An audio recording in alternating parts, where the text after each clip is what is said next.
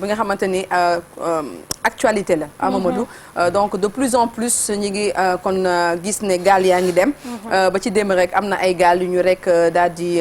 escorté ñu ñëwaat ci rive bi ñu am ci ñu bëri nga xamante ni ay doomu Gambie lañu am na ci ay doomu Sénégal am na ci ay ndaw sax yi nga xamante ni du ñu majeur am na ci jigéen parce que jigéen ñi yaakaar naa bu ñu demee bay dugg ci ay gaal quand même di dem nekk na lu doy waar mais aussi ñi nga xamante dañ leen a jàpp en cours de route ñu ñibbi indiwaat leen fii ci Sénégal am na ci ñoo xamante ne dañoo faatu parce que amuñu woon ndox ci biir gaal yi dañoo naan ndoxu géej gi donc ba ñu ñëwee ñu am yenn problème ci seen wér-gu-yaram ba tax am nañu ci rek daal di faatu donc loolu yëpp donc immigration irrégulière bi moom moo ko indi fan yi nag affaire bi dafa wulee ñaay maanaam dafa bëri boo xamante ni dafa jéggi dayo on en parle tout de suite avec Mado. Oui Dieynaba Seydou Ba comme ni nga ko waxee donc je pense que je ne fais que vous rejoindre nekk na benn question boo xamante ne c'est vraiment très important et on ne doit pas cesser d'en parler parce que malheureusement ñi ngi gis ne en ce moment que dafa gën a bëre. Et tout à l'heure Chiara elle parlait de responsabilité donc je dis que benn juxtaposition de responsabilité la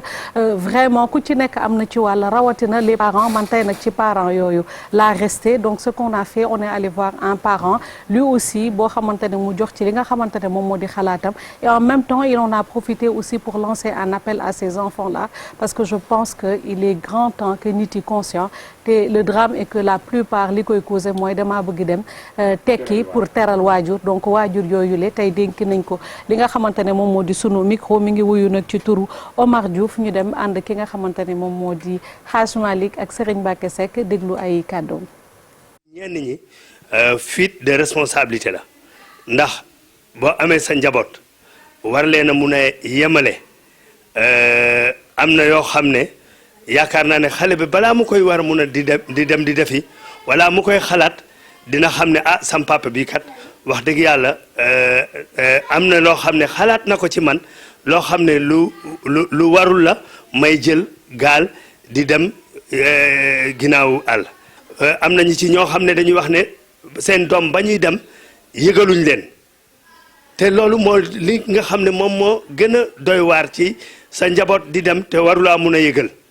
ndax da ngay toog rek ba ñu ne la ah diw de bokkoon nañ ci ñi nga xam ne dañoo doon dem ci immigration clandestine ba gaañoo fa ma yaakaar ne dañoo war a waxtaanaat ak suñu ay njaboot waxtaan ak ñoom mooy doon lan mooy yëgal leen ne leen du dem ci immigration rek mooy tax nit tekki du itam immigration rek moo war a doon solution bi. say doom sax boo leen amee waroo leen gënatle da nga leen war a yemale ba nga xam ne yàlla moom mi nga xam ne moom lépp yemalewul ñëpp ci njaboot joo gis dina am ñu tekki dina am ñoo xam ne du ñu tekki wante ñi tekki nag baax na ñoom ñi tam ñu war di sóoraale ne suñu borom rek moo leen may waaw ñii des itam taxul ñu yaafuus. état am na ay fànn yu bëri yoo xam ne ubbi na ay yoon pour mun a jàppale jeunesse bi amaan naa nag. wax dëgg yàlla dafa doon loo xam ne du ñëpp a ci war a mun a jot parce que boo xoolee xale yi ñoo ëpp fuuf mag ñi kon am na loo xam ne tey man bu ma doon ñoom politique bi nga xam ne mooy politique de jeunesse nga xam ne ñu ngi ciy génne xaalis bu bëri di ko ci def mu am ci ay fan yoo xam ne foofu la ñu jaar lu mel ni ANPEJ mu mel ni DER ah ñu doonaat loo xam ne dañ koy suqaliwaat mu dem ci loo xam ne ku ci liggéey te liggéey rek moo la yëkkati mun nga toll fii liggéey am li nga war a am ndax man dama ne ngay am 300 000 francs tey jël ko dugal ko ci gaal amaan naa 300 000 francs yooyu boo ko jëloon dem dugal ko ci benn crédit mutuel peut-être dina am leneen loo xam ne mun nañ état bi bu ñu la accompagner mun nañ la koo lebal mu fulandil sa 300 millions yi nga am dina mun a tax xale yi au moins mu am lu leen téye ah ba duñu mun a di sacrifier seen bopp di def. waaye lii de xolu waajur la. wallaay de un message très fort et je pense que ñu bare war nañu doxalee ni nga xamante ne moom la suñu pap wax parce que dafa ne parfois c'est une fuite de responsabilité et te vraiment on peut dire que c'est vraiment désolant de le dire te ñu jéggal ma rek mais parfois c'est certains parents vraiment qui obligent leurs enfants Dieynaba comme ni nga ko waxee à quitter li nga xamante ne moom moo di suñu réew déedéet wala sax bu dul loolu kenn ki nga xamante ne moom nga dendal xale xale ba peut-être moom papaam wala xale baa nga dem Italie mu naan la xoolal gis nga doom diw mi ngi nii de tabaxal na këram yaayam de gis nga tabax na këru papaam de Italie la nekkoon et après nga xam nga inculqué ko xelu xale bi ba xale bi ne man tamit il faut que ma quitter fi nga xamante ne moom moo di sama dëkk dem jàppale ki nga xamante ne moom moo di sama ay parents te dafa nekk risque ak ay danger yu important yoo xamante ne dafa nekk ci biir ba tax na les gens ils doivent faire très attention man parfois je me disais pas de sorte c'est un manque. Violence psychologique, on était en train, on en avait discuté. C'est la violence psychologique et parfois je me dis même c'est soit c'est un manque d'information ou d'éducation quand ces parents-là poussent leurs enfants à aller vers l'extérieur ba pare di demee irrégulièrement parce que c'est vraiment difficile parce que dañ leen di naan aller chercher le bonheur en Europe. Pression sociale bi c'est difficile. boobu tamit beneen forme de communication la. Effectivement. ndaxte les responsabilités sont partagées. Oui. muy parent bi di autorité xam na ñun à chaque fois dañu naan. c'est pas moom lañ doon wax sànq.